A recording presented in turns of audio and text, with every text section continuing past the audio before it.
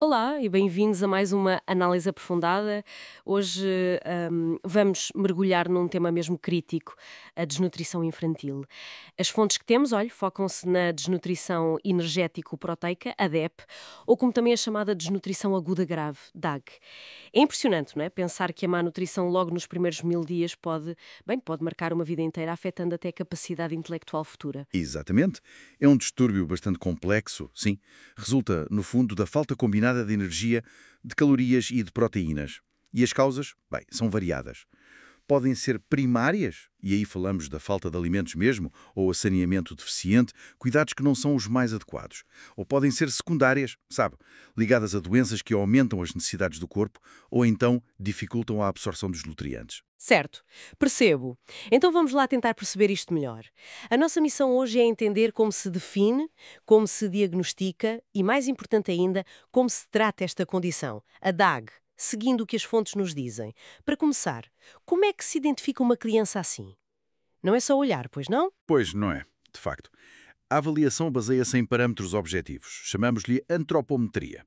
Usamos o peso para a estatura, o PET, e também o perímetro do braço, o PB. Isto é especialmente útil se a criança tiver edema, aquele inchaço. Aliás, o edema bilateral com cacifo, aquele inchaço que começa nos pés, é simétrico e deixa marca quando se pressiona, só por si já define desnutrição aguda grave. Depois usamos umas medidas estatísticas, os score Z. Se estiverem abaixo de -3 ou se o tal perímetro braquial for menor que 11,5 cm em crianças dos 6 aos 59 meses, pronto, temos DAG. E há formas clínicas distintas, como o marasmo, que é aquela magreza extrema, sem inchaço, e o kwashiorkor, que já tem o edema e também alterações na pele, no cabelo, apatia. Hum.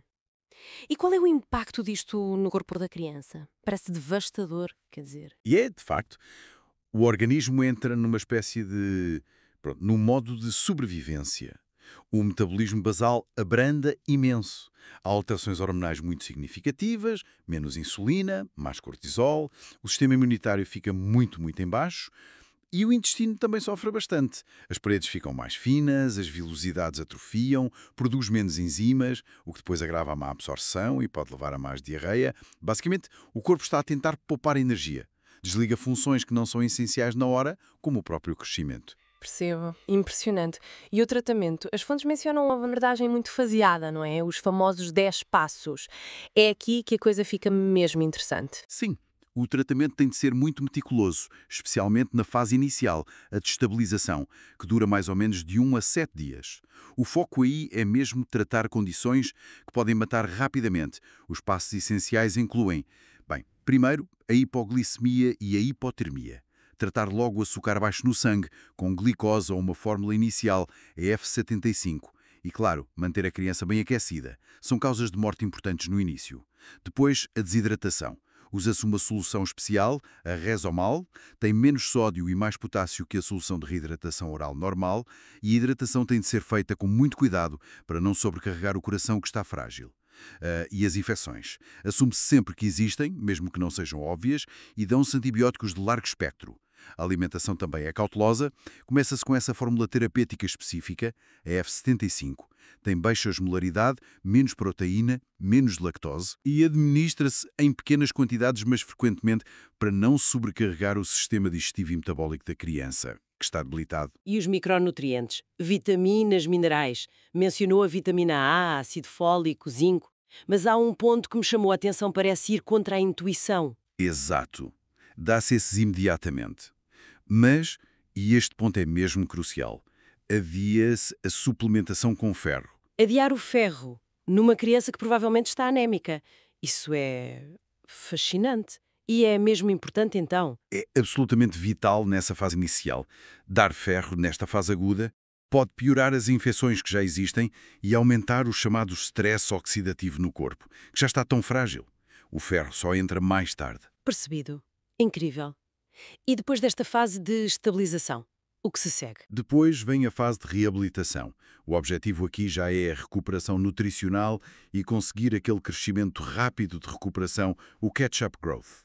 Aí sim introduz-se gradualmente uma fórmula mais calórica e proteica, a F100, ou então usam-se alimentos terapêuticos prontos a usar, os ATPU, ou RUFT em inglês. Uma das fontes menciona o ASPO, por exemplo.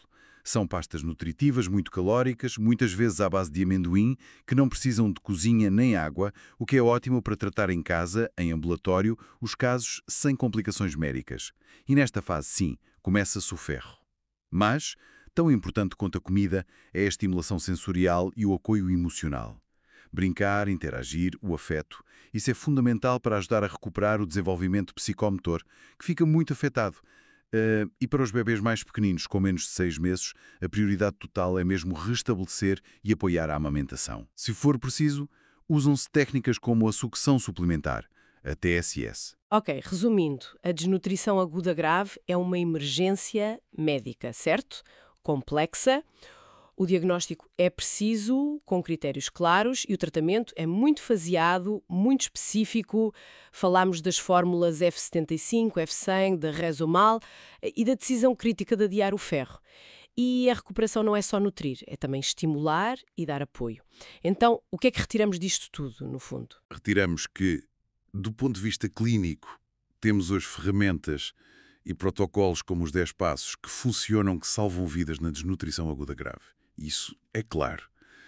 Mas a recuperação completa não é só sobreviver. É permitir que a criança possa prosperar. E as fontes lembram-nos das causas de fundo.